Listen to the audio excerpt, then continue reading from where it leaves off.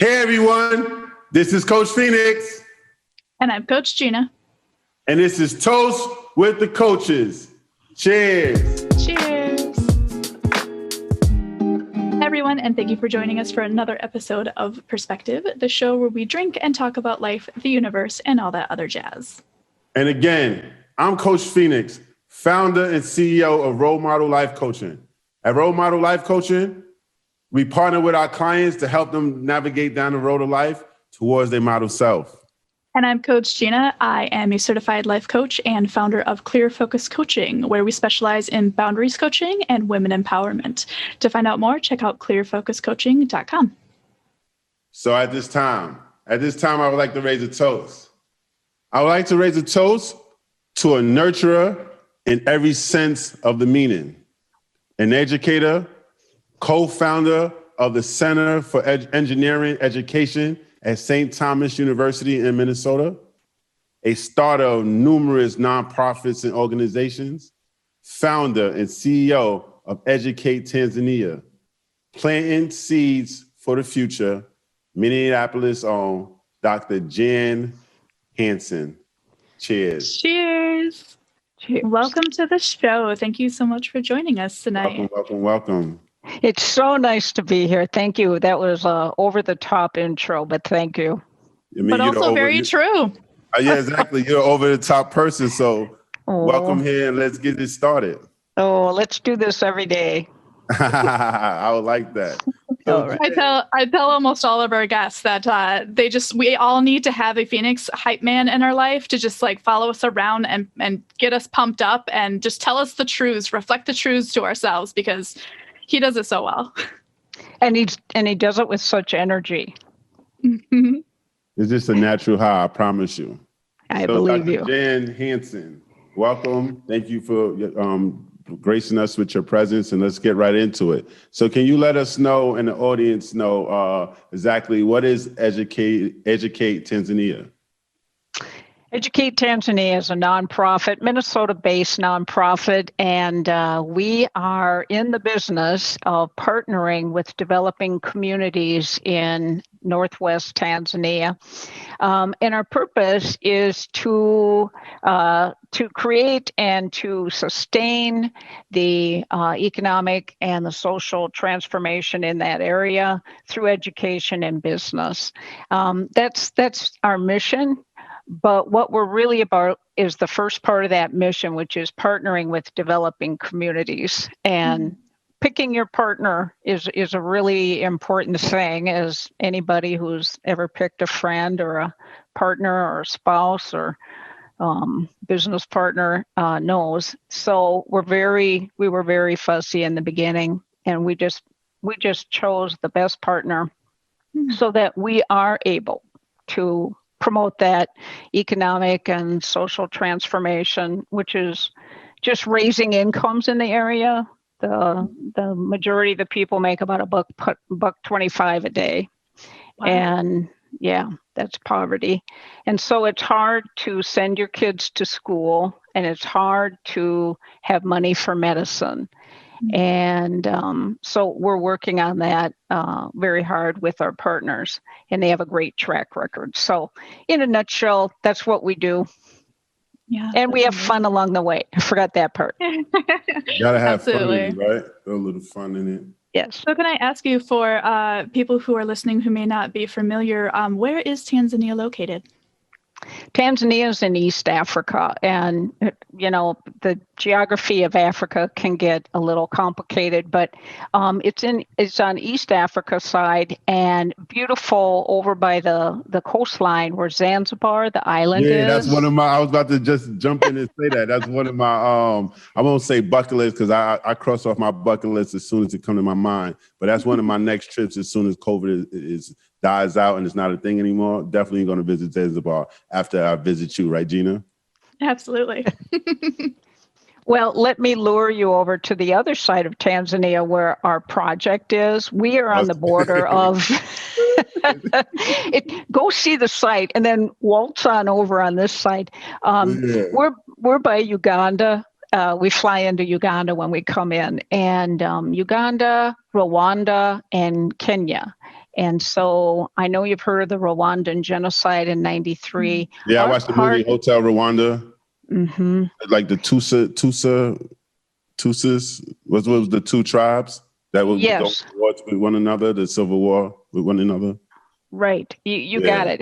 And there were some pretty gruesome images there. Yeah, absolutely. The sad thing is that, of course, they're real and that they depict reality at one point, and probably so much more. But the Kagera River for Rwanda divides our district from the country of Rwanda.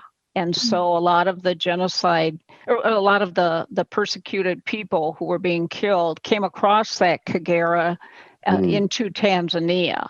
And our partners helped refuge, resettle them. Yeah. Awesome. So when you come to Rwanda, when you come to Karagwe, Phoenix, you are going to see a very remote area with an airport with a dirt airstrip and a tiny little building that is the air control. And that is because the airport was built to help bring more of the refugees in. So once again, let me sing the praises of our partner who, they care for 450,000 people in Karagwe, but then they also helped resettle the Rwandans. You keep saying partner. Who's this partner that you're referring to? Well, yeah. I maybe should have said that in the very beginning, but here we go. Shout out to the partner. Shout out to the partner. The partner is the Evangelical Lutheran Church, Karagwe Diocese, and it's headed up by Bishop Benson Bagonza. And if you Google his name, Benson Bagonza, you're going to find a whole lot of information. My first introduction was... I'm sorry, how you spell that? So for the audience, but really for myself, how do you spell that? It's Bagonza, Bagonza. Just like it sounds. Bagonza. Exactly how it sounds. And isn't it a fun name? Yeah, it is. It's a fun name. I love saying that name. But anyway, Bishop he lived in the U.S. for 8 years. And while he was here, at the University of Chicago, he wrote a dissertation on building an agricultural university. And so when I was in Karagwe for St. Thomas, I read that dissertation. And as a partner, I am looking at this and I'm thinking, my gosh, he's got every component that would work, except finances. And so that's what lured me into investigating more about this person who, in all honesty, wasn't a partner at the time, but looking at him saying, wow, they've done a lot of stuff. So Bishop Bagonza has a management team, and they oversee, they pastor 262 congregations. Wow. But that's quite enough for any little team. They have a team of 4, and then they have different levels. I shouldn't say 4. They've got this huge team. Everybody is connected and living in community and helping. But the point is that they are also very committed to international development. And this is where I was, wow, what's going on here? Long story short, they built and managed 3 primary schools, 3 secondary schools, a university college, which UTI helped them build, a vocational school, the airport, which I told you, the district's only hospital, and 9 outreach clinics, dispensaries, which I told you they have 450,000 people. So can you imagine having a hospital for 450,000? But anyway, wow. These are some go-getters, and they're organized, they're so smart, and we have a bad habit sometimes in Europe and in the U.S. of looking at a community and saying, this is what's wrong, this is the weakness, this is what's not going right. Oh, look at those people. We look at this community and we go, Oh my goodness. If they had the intergenerational wealth that we have in this country, I mean, just on average, who knows what they would have gotten able to do. Sky's the limits, right? Mm-hmm. So I have a question. I heard you mention that while you was a professor or while you was in academia in St. Thomas of Minnesota, University of St. Thomas in Minnesota, you was in Tanzania for work, and you read the dissertation by the bishop. Yeah. Correct? Correct.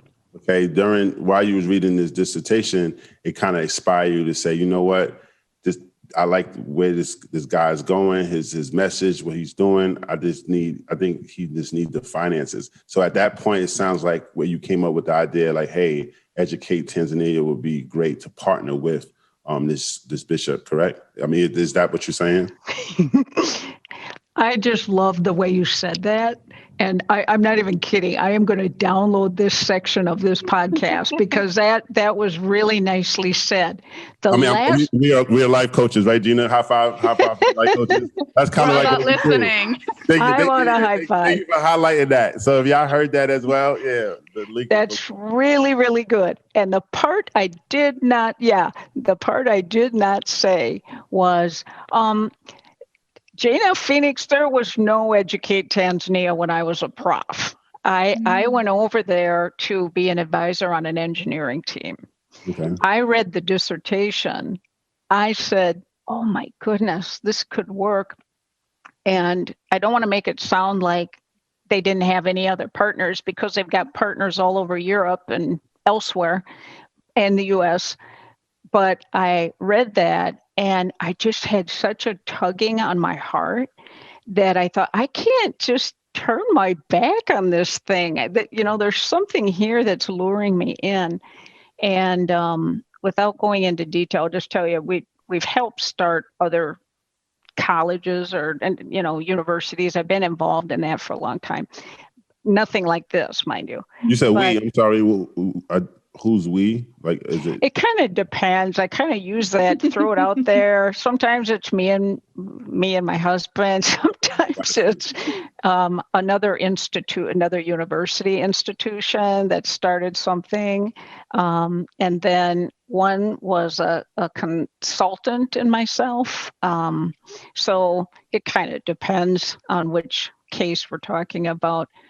But in this case, reading that dissertation and seeing the drive and the smarts of these and the work ethic of these people is what drove me to start Educate Tanzania so that they could have this university. So it was kind of right up to the end of the story was perfect. And then we did it because we were prompted and inspired by them.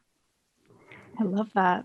So one of the things that I was hearing as well that you kind of touched on a little bit is I've heard about nonprofits kind of going into lower income areas and, for lack of a better word, being the white savior, saying like, this is the problem, this is how we're going to fix it. And it doesn't really stick because of reasons. So you touched on it a little bit, but can you talk a little bit about how ETI approached that problem and kind of what makes you a little bit different? Oh, I would love to. And, I think we as three adults all have stories about when someone's come into our life and parachuted in. And they just knew all the details and they just knew exactly what we should do and how much we really appreciated that. And, just, for those of you that don't know, Jan, that was extreme sarcasm. Thank you for pointing that out.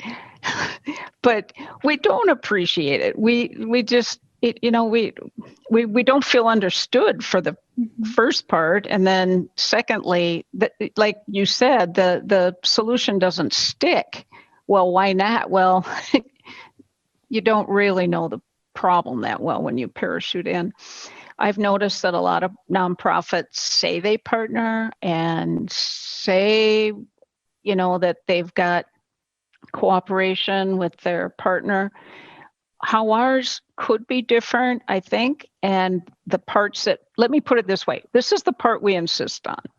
When we go in, we look at an assets-based diagnostic. So we've looked to the University of Minnesota and a beautiful guy there named Chris Johnstone. Dr. Johnstone heads up our evaluation and our needs assessments. And we go in and we work with our partner, which is at ELCT, which Life Coach Phoenix, so beautifully synthesized about our partner. They work with the local leaders in setting up groups that we can interview and survey and talk with and helping us reach into the community. And if you think about this, our teams are not all white, but that white savior thing could definitely be, misconstrued There's a here. name for that, right? It's called like white elephant or something like that. Well, I think that they create some white elephants when the nonprofit comes in and does that. So the white elephant you're referring to is a nice pun, but anyway, So our team goes in and talks with people, and we have some beautiful photos of women with their children sitting on the ground with pastors from these congregations and our partners ministry team who are helping interpret and asking them, how much yield do you get out of your shamba or your field? How much yield are you getting? How many bushels or how many how many containers do you have of this and that? How much money are you getting? What do you do with the money? How can we relate that to health, and can we relate that to medicine? What do you need? What does your community need? Well, Chris found and analyzed all those data, and people kind of discount academics and that kind of stuff, but honestly, as a person who's watched some family members need really specific diagnostics from a cardiologist, for example, this is not to be shortcut. You spend time in there talking with people who don't know English, and you're hammer it out. What do they want? And then what do the people want who can't even come to the meeting? And so this is a really big first step. And it's bulky and it's not sexy. And funders don't look at it like, oh, yay, I want to fund that piece. I mean, it's hard to point to. So that's really important. And so we have these good pieces of information where people said, you know what we need? We need a place to bring our crops to be processed into something else, because we have excess crop. We have beautiful crop, but we lack transportation. We don't have somewhere to bring it. It all comes to market at the same time, and a lot of it rots. Well, what a waste, what a waste. And so I think that very, very honestly makes us different. And then just to put a bookend on that, Chris also does the evaluation. And so that's what I just described was the needs and strengths assessment for the Rural Opportunity Center, which we call a ROC. But he also does the evaluation for the school you see behind me, which is Karagwe University College, the Bishop's Dream. And the graduation for the first class is this coming Saturday, which doesn't matter, season or no season. Whenever you show this, those people are graduating to first class.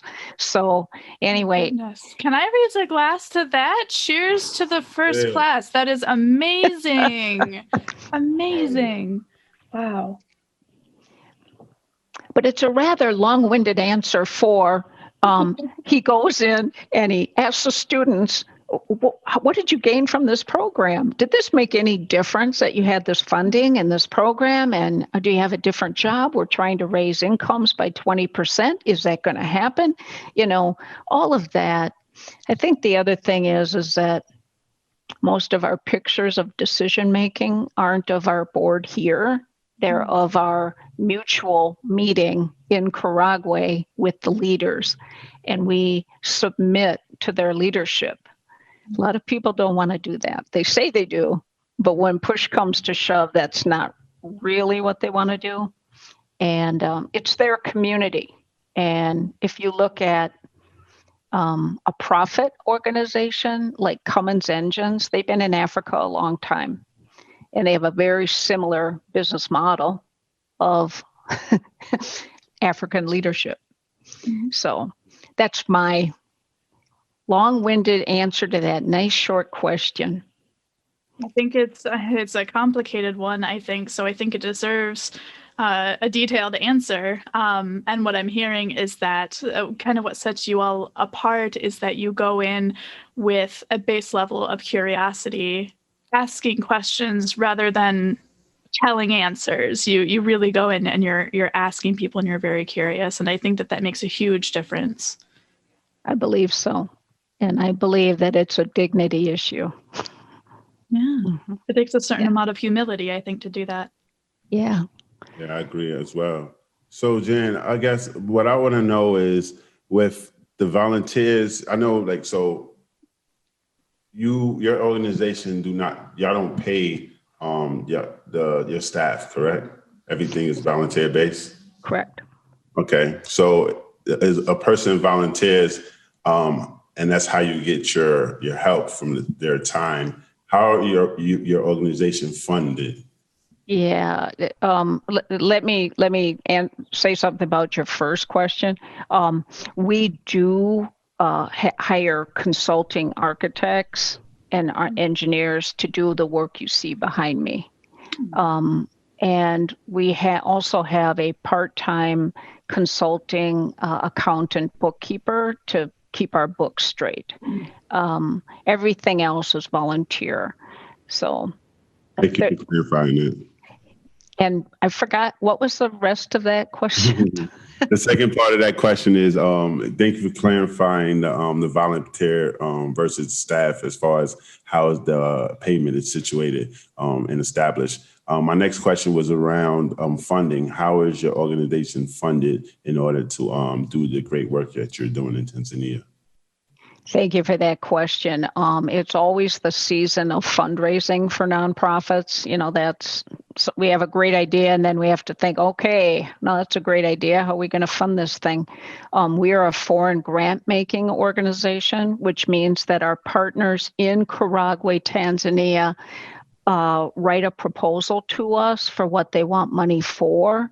We've already talked about the mutual goals and things. So these are never a surprise. COVID tended to be a little surprising because things we didn't expect came up and kind of on an emergency level. But normally the school was built, we set goals, they submit a proposal, and we have to have unanimous board approval for everything we fund. And so how we get the money for that is we like to tell our donors what we need money for. And then we find that we have a pretty big core of loyal donors who love what we do. And so we have that group. I'm a grant writer, so we write grants. And that's generally a little larger funding, but something between, I think our largest was about 60,000. And our smallest grant is like 2,000. And so that's another revenue stream for us. Sorry, that is really not a revenue stream. That is a grant. And then we have no net revenue streams. We don't make money on anything. And then we have people who have matching corporate grants from their own employment. So those are basically the areas. We also have quite a few events. Pre-COVID, we used to have a 5K run, and we have a gala, and we have fall and spring breakfasts and events. People like to hear a little bit about it and help us out, and then go on. I will tote that. I've been to the gala for several years pre-COVID. If it does come back, I recommend that everybody check it out. They usually have a silent auction and a live auction. It's amazing. It's fun, and obviously for a really good cause. Sorry, what was that, Phoenix? I say I'm definitely going to be in there. I'm going to wear my shades and everything. Listeners, yeah, you got to come out. I look very attractive. Well, you can come no matter what you look like. We love having people at the gala, and it's the one day that is our day. We get to tell our story. It's all about us, and we just love it. So, and I have to admit too that speaking of looks, Phoenix, when Gina first arrived at her gala, and I knew her husband first. Mm-hmm. I said, Matthew, are you married to a model? Right. That's what I thought when I first seen her. I'm like, is a model trying to be a life coach? This is amazing. She chose wisely. Let's just say that. Yeah. Matthew's awesome. Absolutely. Absolutely. Yeah. So and he's something too.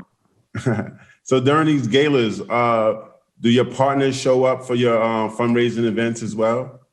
It depends on what's going on in the world, but I think on 3 or 4 occasions, we've been doing them. We did them every year, and then now every other year. But I think on 3 or 4 occasions, they were actually our featured speaker. I was going to say that because I think it's kind of important for donors and people that like donating those funds to see, not like see their product, right, per se, but to see what they're or hear exactly what they're giving their money to and towards. Yeah. Well, let me ask you, we have contact with them via WhatsApp and that sort of thing. What kinds of things would you like to know from them? We can do little videos, and, you know, our website is full of that kind of thing. And I like to help people get to know them, because once you know them, you can't help but want to be part of it. Mm-hmm. So what would you like to know from them? Oh, that was a great question. So as a life coach, I'm always thinking about the future, right? So I'm thinking about what do success or what do victory look like? So he wrote this dissertation with a dream, right? What do that dream look like? And I would like to hear that vividly through his mouth and through his lens on what do that look like? How did that seem to create an imagery in my mind? Wow. Yeah, that's a good one. What I would like to know is would someone from the organization or someone from the community like to be a guest on our show so we can ask them more questions? Boom! They're taking cash. That's Gina. That's a great idea. Oh, yeah. Oh, that makes me excited. I recall, I think the bishop has a daughter, if I recall correctly, that went to one of the schools built by ETI. Is that correct? Actually, you were at the gala where she was our speaker, I believe. Yes. Yeah. His daughter, she went to school in Tanzania, and then ETI did not build her school. We weren't up and running yet, really, at that time. And so she then came to Minnesota for a while and was here. And then now she's back with her family in Karagwe. But she had a wonderful talk at that gala. And I will never forget, she started with, if people think something small won't bother you, they've never spent a night with a mosquito. Do you remember that? Funny story. Jan.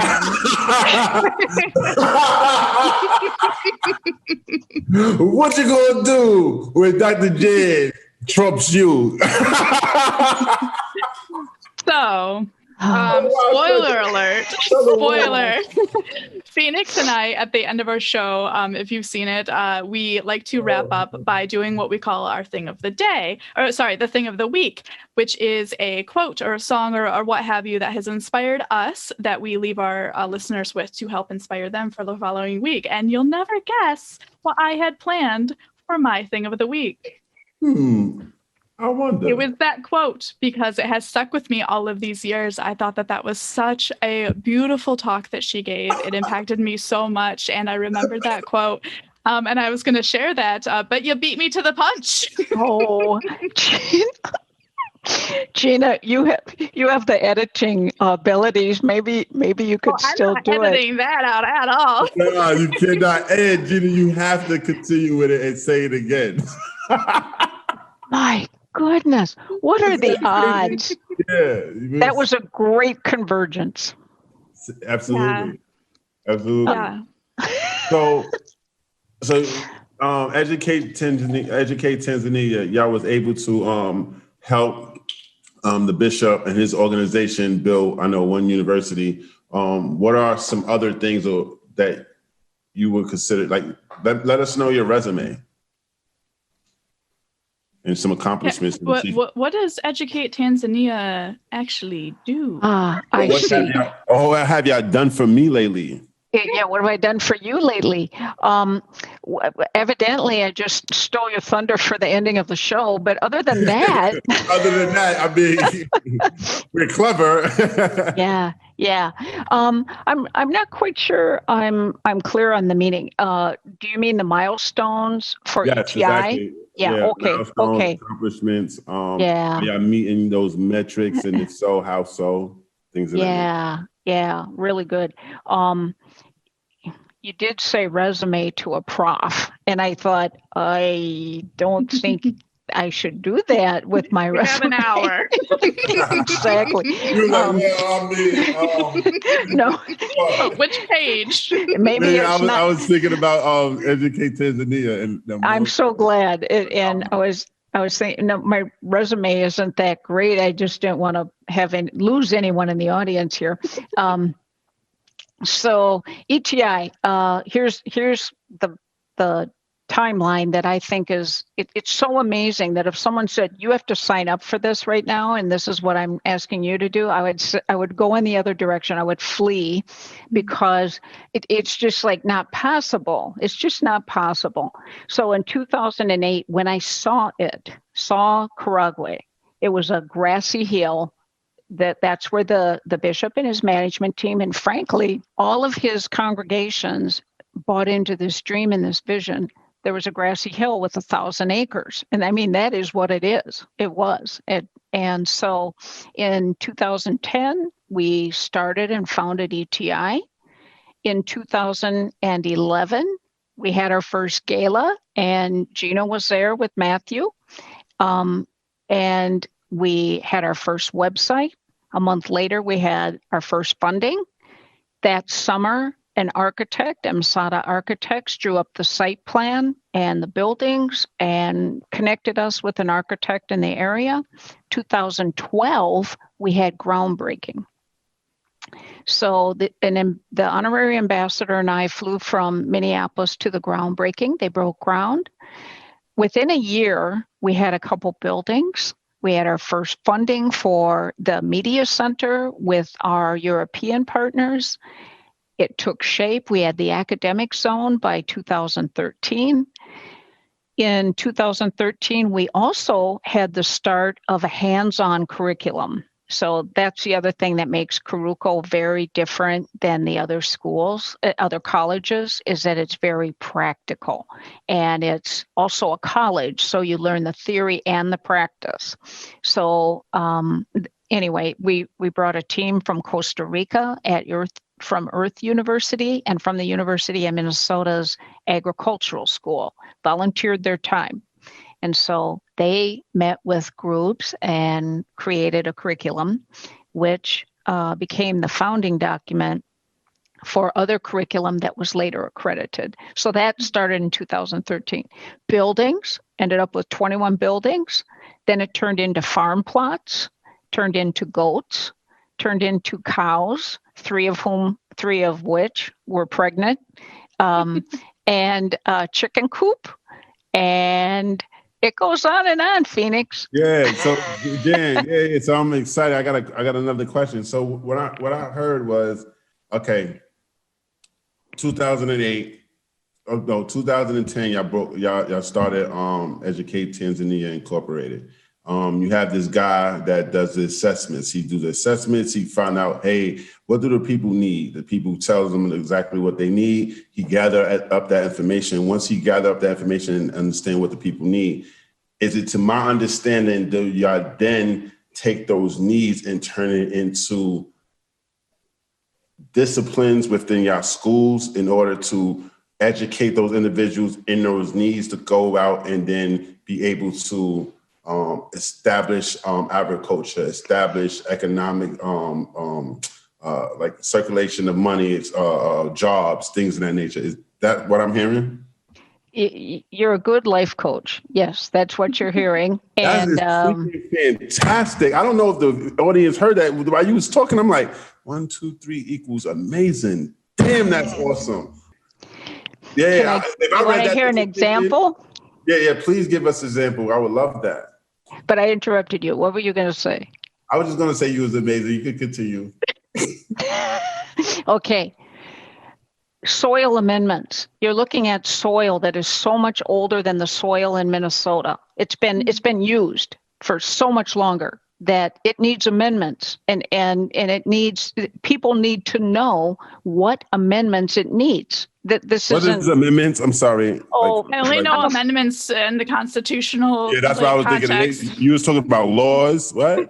Right. I'm going to pull a Gina Ginsburg and pull this, a Ruth Bader Ginsburg and pull my constitutional thing out. Yeah. So honored to have my name accidentally combined with hers, though. I have to tell you, that might have been one of the greatest moments of my life just then. Oh, boy, I'm really, really doing well here. Exactly, yeah. So, soil amendments. I'm a farm kid, so forgive that assumption I made about the world there. Amendments are, let's say you lack nitrogen, you've got to put nitrogen in the soil.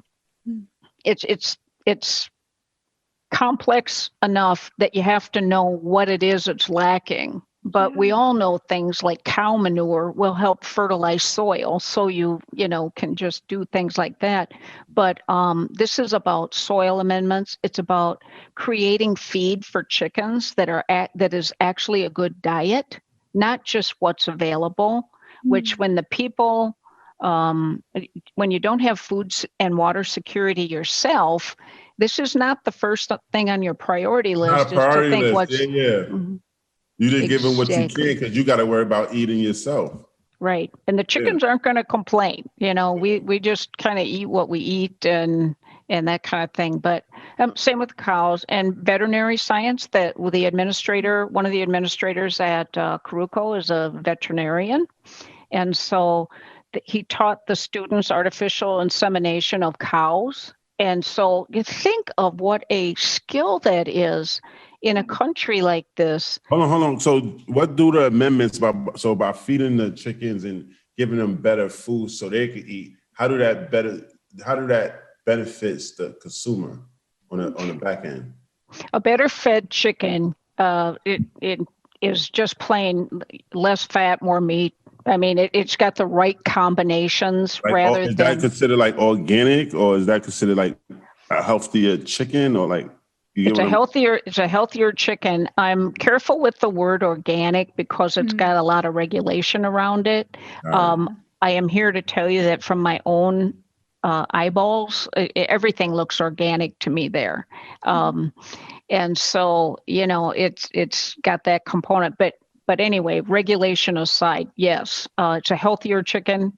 Right. It gets fatter, it gets bigger so that it grows better and then brings more to market. Would that have more nutrients for us? Yes. Let's let's ask one of those people that comes from Paraguay. I'm not sure to connect the nutrients. I can't help but say yes as a person that I'm a lay person with nutritional science like that. Yes. But I'm thinking, Yeah, I would love to sense understand to the me. benefit. Yeah, I want to understand. So that's another question we can ask them is like, what's the benefit because I think that's a great idea. Y'all take things from the grassroots up, like literally, right? So y'all teach them like how to create food for their food. That's Right. that's awesome. Right. And it sounds like what's the opposite of a downward spiral? An upward spiral? It kind of sounds like that. Like you were saying, food is scarce, therefore you don't, feed the chickens as well. Therefore the chickens don't produce as much yield, which means they don't get as much money, which means you have less money to buy food. And there's just this cyclical, like, how do you break that cycle? Yeah. But if you introduce that help or even finances or what have you to help them even break an element of that cycle of now you have fatter chickens. Now you can get more money at the market. Now you have more money for food. Now you feel better and can raise better chickens. And it's this upward building, each of those blocks. Yeah, exactly. It's not just helping you financially, it's helping you with your emotional bank as well, because it's building like that confidence, as you mentioned. Wow. Improved diet. You have brought my attention to that. I honestly, we, meaning ETI, has been assuming that health improves. And I'll tell you why. Chris Johnstone, with his data, has found that communities where the food is in a more diverse categories have healthier kids who need the doctor fewer times.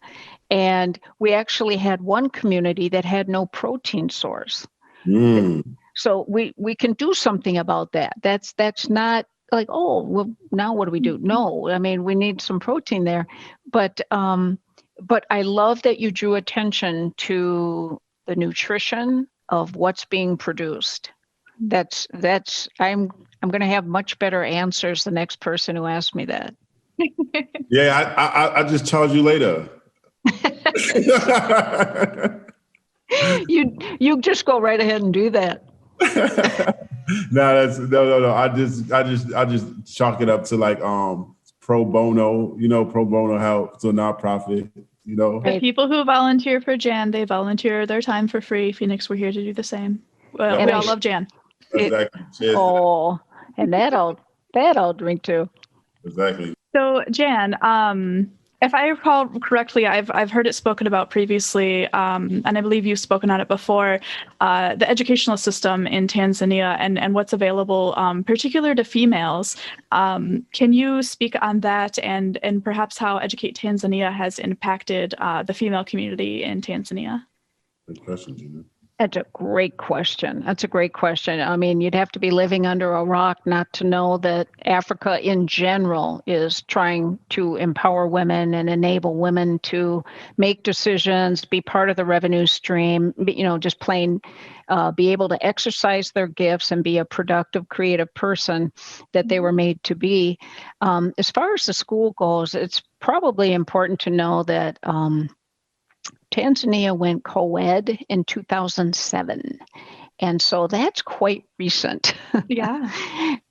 Compared to other continents and countries in the world. And so the school, let me just make another plug for our partner. Our partners, the ELCT, I mentioned the 3 primary, the 3 secondary, and the college that they run have always been about gender fairness once that co-ed was enacted, co-ed law was enacted. And so we have, for Karuko, a commitment to having half female, half male enrollment data, and half female staff, half male staff, that kind of thing. So there's always been such a commitment there, and it comes from the top where women are put to the decision table. I can't remember a meeting where we didn't have women sitting with these male leaders making input and and being so embraced for what they can bring to the table. We have a friend named Linda, and she's a planner there. And sometimes her ideas are just phenomenal. Another woman named Elle Goodness, she's a technician and engineer who helps with surveying and building buildings. And Sophia, who's an administrator at Caruco. So power has been shared. And I don't know if I could partner with some organization or institution that didn't see it that way and do it that way. I don't think we could do that. But the schooling is improving. The girls being able to go to school. In fact, the latest global data that I'm aware of are that a 30-year-old man from a developing community goes to school 10 years of that 30. And a female from a developing community goes to school 9, which is encouraging because we also know that when you put finances in the hands of the women, it tends to be broader expansion into the community, whereas our data and other data show that the men tend to buy a mode of transportation for themselves. Hold on, what data is that? What? I've heard similar things about in developing countries. Basically, if you give generally speaking, if you give a man $1, he'll return something like $1.10. But if you give a female $1, her yield is like 2-3 times the amount. Those data that's actually true. And why is that? Why do you think that's true? Why do you think first? I want to give you a short answer to that, but this is like a loaded question. And so here we go. First of all, I cannot disrespect the males in these cultures because, first of all, I know many of them and they're extremely moral people.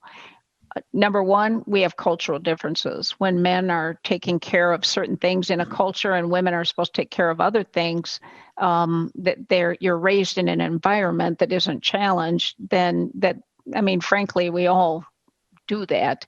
And so that's probably part of it. I'm not sure I have the be all end all answer, but I will say too that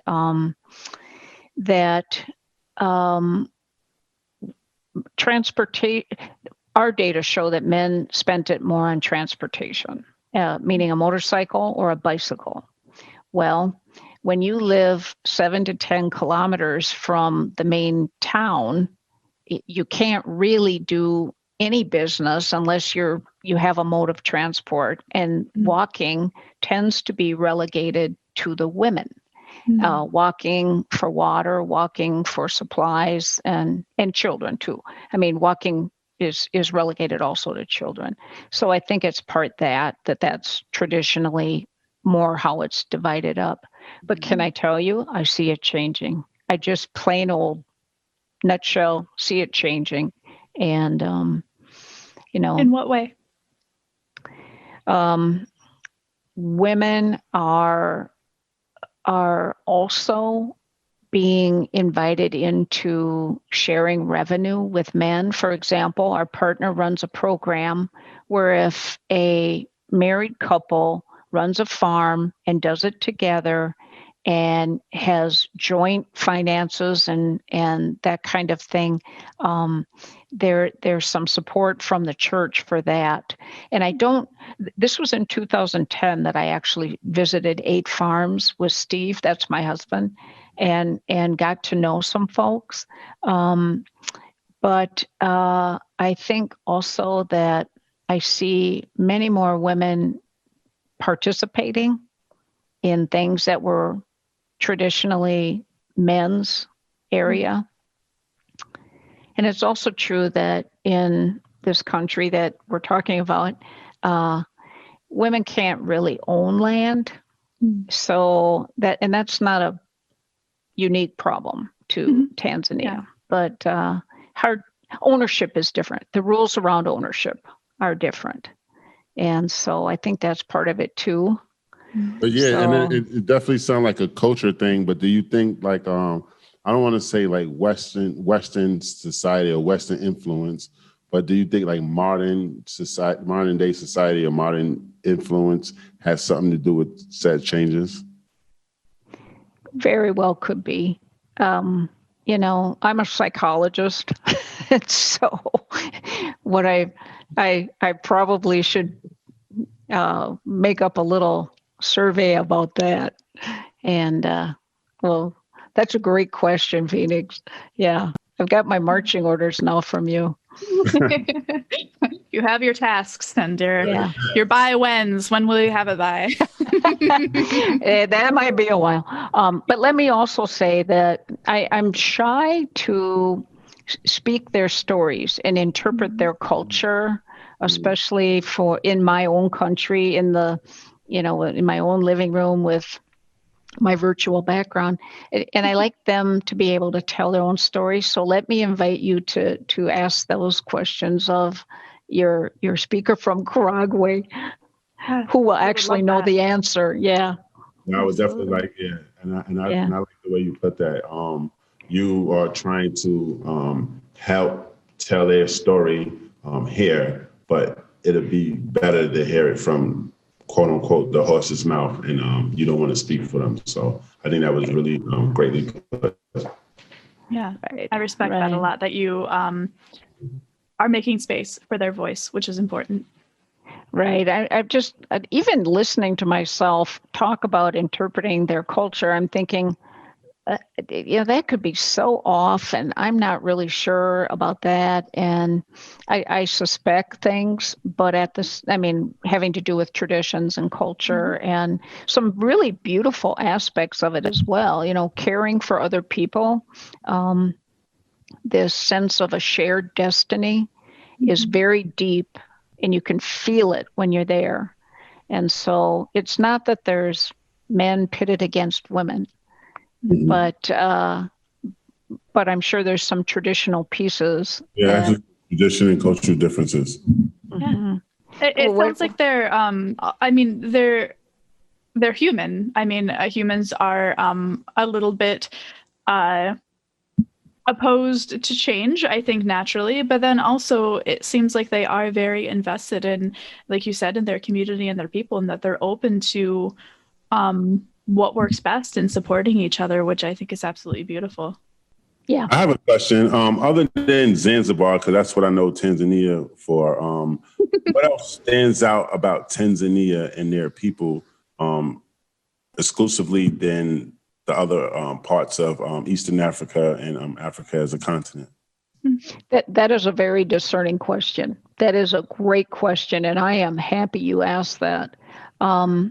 There are peaceful people everywhere, but Tanzania had committed to peace for 50 years. It's basically been a very peaceful country for 50 really? years. Mm-hmm. Because when and I'm going to play devil. I've been to Africa, so I'm not speaking out of ignorance, but if you listen to like media, right, propaganda, right, you would think of Africa because when I first went there, I thought the same thing because I drove through country to country. I went from South Africa to Mozambique to Zanzibar and Zim and things like that. But I was thinking oh my God, are the people going to get us? Are they going to hijack us? And I had that from propaganda, and I'm Black. But that's my thought. I'm like, oh shit, it's nothing like that at all. No. I worked downtown Minneapolis for a long time, and I was on guard. I'm not undiscerning about my environment, so I'm looking for what I need to look for when I need to look for it. And not that always ensures your safety, but I'm here to tell you that there were a couple times in Minneapolis where I was a little nervous, not scared, but just a little high tension. Yeah. I've never felt that way one time in Tanzania. Not once. Wow. Not one time. This is a peaceful people. And not that nothing bad happens. That's not true anywhere. But I'm not afraid. I'm not afraid to walk outside. I'm not afraid, and I stick out. Let's face it. And and my husband's a foot taller than I am and doesn't fit in size-wise. The people are a little taller than me, but not much. And so he looks really tall, and he has blue eyes, and he sticks out, and never felt afraid. And I've been at the border with maybe 500 or 600 other people. I mean, not because of me, they were just there, and all by myself with my belongings and not afraid. And that's awesome to hear that, because being that is a developing country, and when you think of a developing country, you think of with poverty, you think of lack of resources, you think of poverty, you think of things of that nature, and you would think that with that comes high crime rate, especially in places like Africa. Like I said, I've been to South Africa, Johannesburg. It's not a developing country, but because of the lack of resources there, certain parts is really, really bad. So when you say Tanzania being a developing country, I'm like, wow, that's interesting. That is a developing country, and the crime rate, or you say it's the safest country that you've been to. So well, hang on one sec here. Let's define crime. When people are poor, we can add it to crime. We could say safe. Yeah, I felt safe, and I don't know if it's the safest in the world. And I was just comparing to Minneapolis, but I mean to my normal surroundings, and I'm just saying that it's safe. I mean, that huge within itself, because, like I said, when you think of Africa, you think they make it seem like it's about a bunch of savages, and especially if you being a white American, you're gonna get kidnapped, and they're gonna take your kidneys and things of that nature. Oh, that's what it seemed like to me. That's what they portray in the movies and on TV. Absolutely. I think a lot.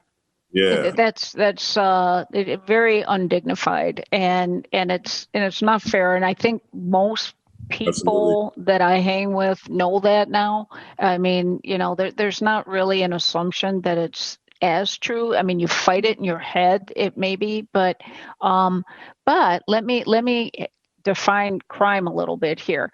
Our culture.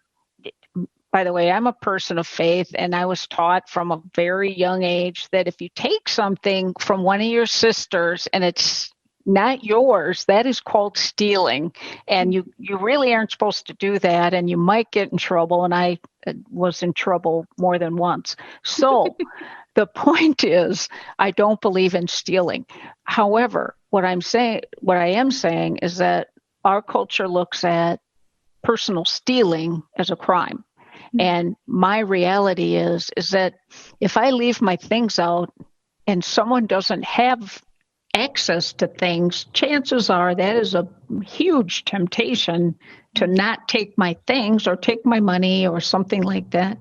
But then we have our culture. Well, if you figure out exactly how the game is played, and you can take money a different way, or you take it this way, but not that way. And it's just, it's a different look at what personal stealing and stealing might look like. Like somebody might not report all their taxes. And by the way, I don't believe in that either. I think you should do that.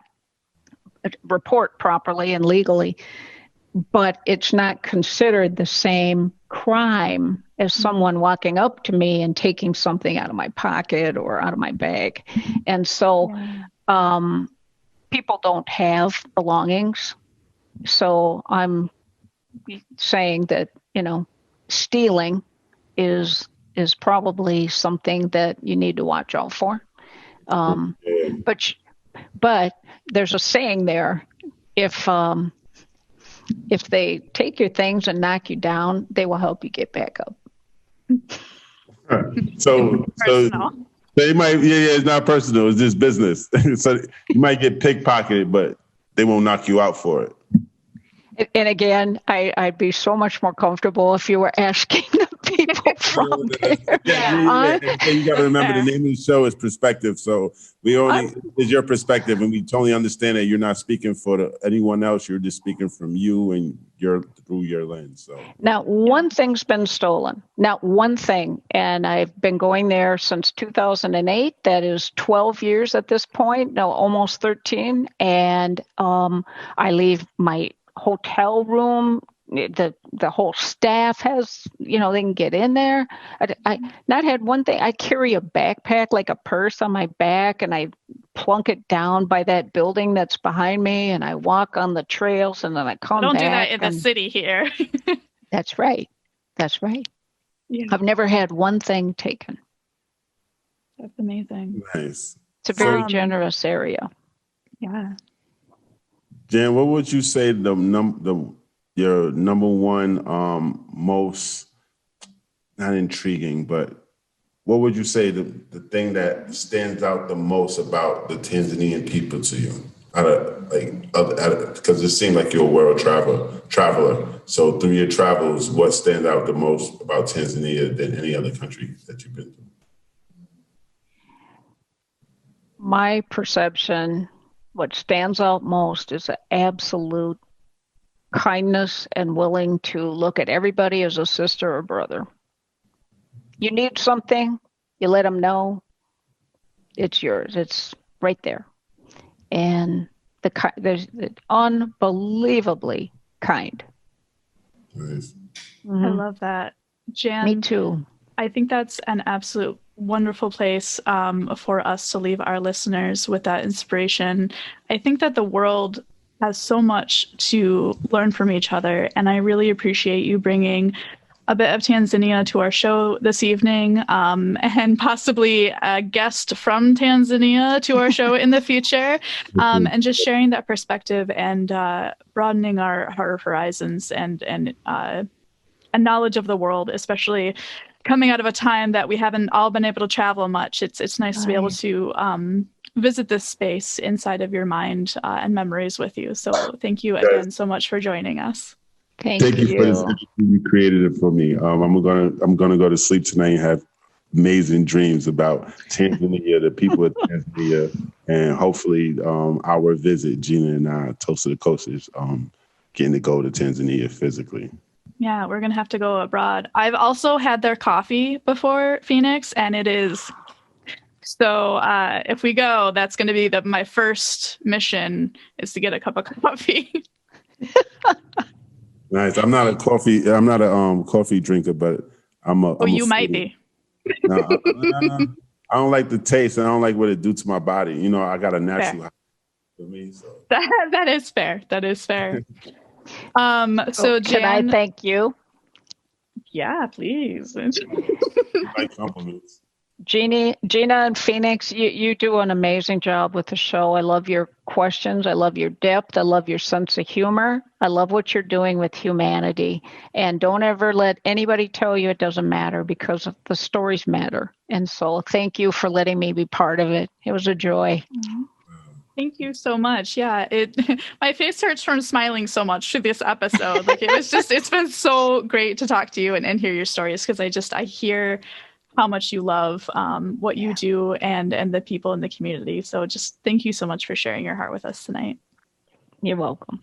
Absolutely. Thank you for that. But before you go, our favorite part of the show, our thing of the week. So during our thing of the week, Dr. Jane Hansen, this is our part where Gina and I provide our audience with something to inspire them going into the next time we meet. So without further ado, my thing of the week is this. Don't talk about a problem, be a part of the solution.